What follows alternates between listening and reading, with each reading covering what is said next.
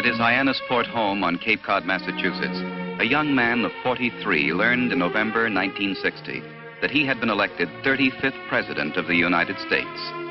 Thus began 2 years, 10 months, and 2 days in office. He was the youngest man ever elected to the White House.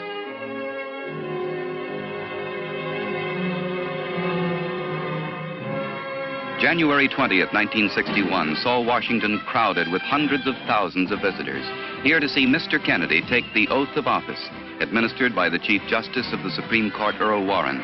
Then the new president is congratulated by Vice President Johnson and the man he defeated, Richard Nixon. Now President Kennedy takes over the burden of office from President Eisenhower.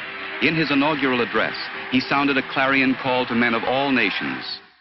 Let the word go forth from this time and place to friend and foe alike, that the torch has been passed to a new generation of Americans born in this century, tempered by war, disciplined by a hard and bitter peace, proud of our ancient heritage, and unwilling to witness or permit the slow undoing of those human rights.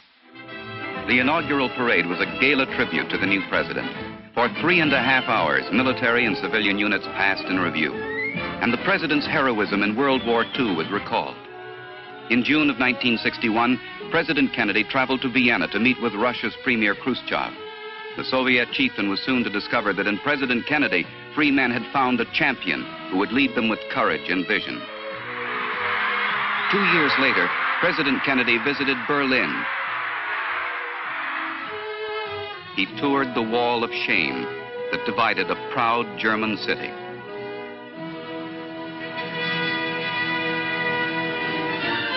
Later on this trip, he visited his ancestral farmhouse in Dugganstown, Ireland.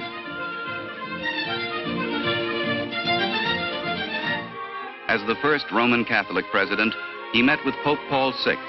Mr. Kennedy shattered for all time the myth that a devout man might let his faith interfere with his duties of office.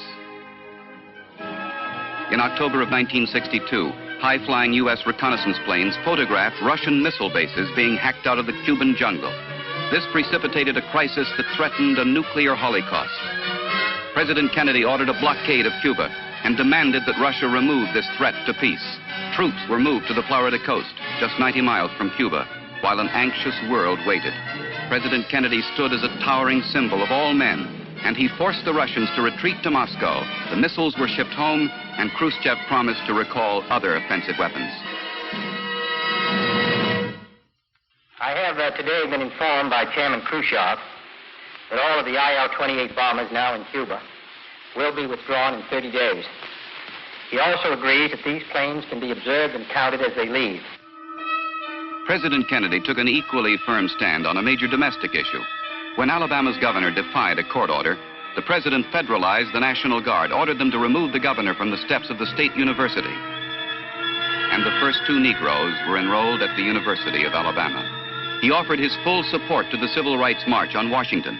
Fires of frustration and discord are burning in every city, north and south. Where legal remedies are not at hand, redress is sought in the streets, in demonstrations, parades, and protests.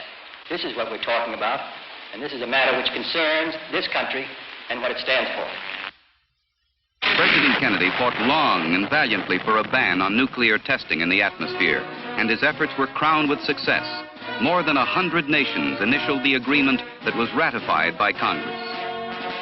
October 7, 1963 was a milestone in President Kennedy's administration as he prepared to affix his signature to the pact.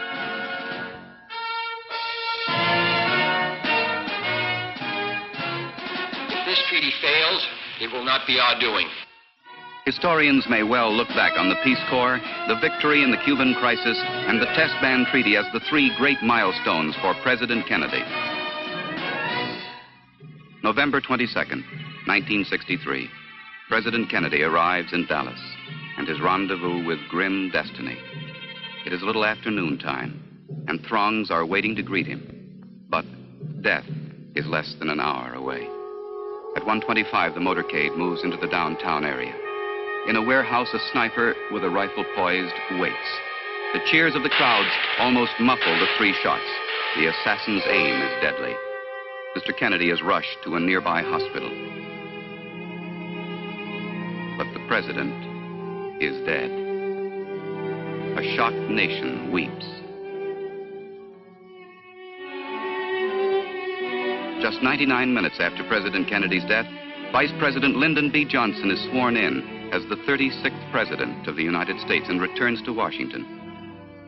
Mrs. Kennedy, with stamina born of courage, begins her brave days of public grief as she arrives in Washington with her martyred husband, whose body is later carried to the White House. The sound of muffled drums sweeps in melancholy waves over the hushed throng as the martyred president is borne to the Capitol building to lie in state. Only a murmured prayer, a stifled sob breaks the silence of the crowd. Bearing the burden of their sorrow, people wait in line for as long as 12 hours to pay a last tribute. The flag-draped casket lies under the great rotunda, and Mrs. Kennedy comes forward with Caroline in a tableau that calls for no words.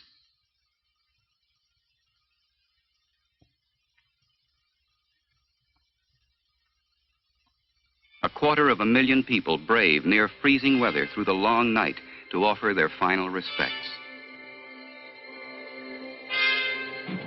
November 25th, 1963, a day of national mourning as President Kennedy goes to his final rest.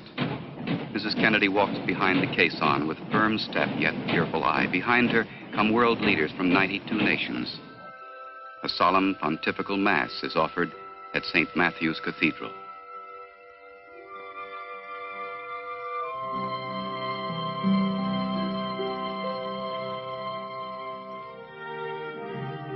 As the casket is returned to the caisson, there comes a family vignette that must take its place with those memories we hold warm and dear.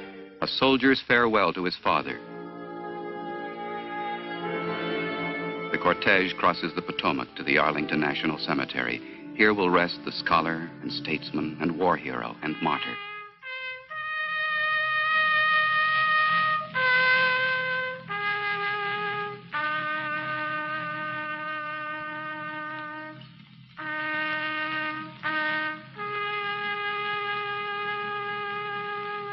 The honor guard says farewell with a flourish of arms, and the precious banner that covered the president is presented to Mrs. Kennedy. Then she lights a flame that will burn forever before the grave of John Fitzgerald Kennedy. Now he belongs to history.